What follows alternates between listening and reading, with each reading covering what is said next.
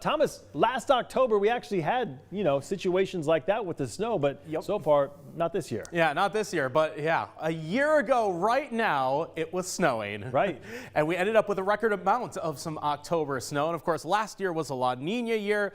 This year is going to be La Nina as well, but don't let that fool you. It snows every year in the inland Northwest, so we always have to be prepared for that. But tomorrow's atmospheric river is actually quite mild weather system, going to be bringing plenty of rain and wind to the region.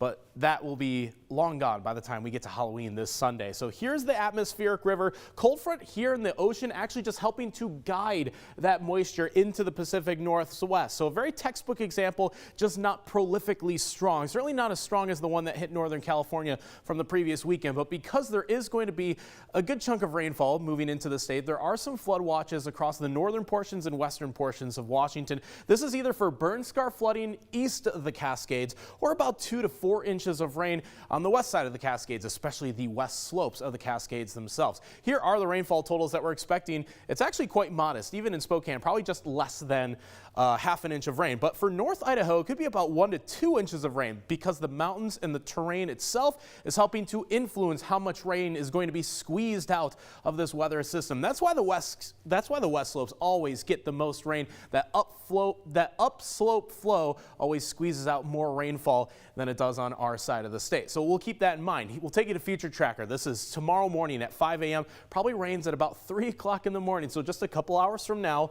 But we start the day with some rainfall in Spokane, Coeur d'Alene, and certainly our northern areas.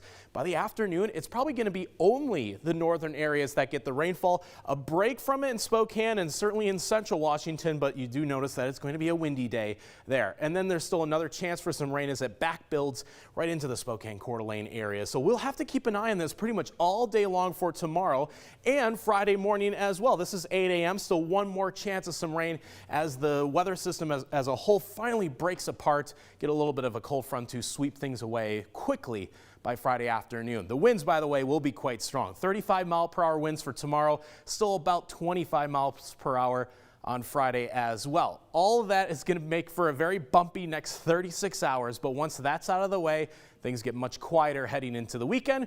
And honestly, the trick-or-treat forecast is not looking all that scary, so to speak. Cloudless skies, 35 degrees even by 9 o'clock at night is pretty good for Halloween standards, if I do say so myself. So as we start November, again, nothing too drastic, certainly no snow in the forecast, at least not just yet, but temperatures right around 50 degrees this weekend. All you can ask for is having a dry Halloween, one. right? Yep. Yeah. Thank you, Thomas. Appreciate it.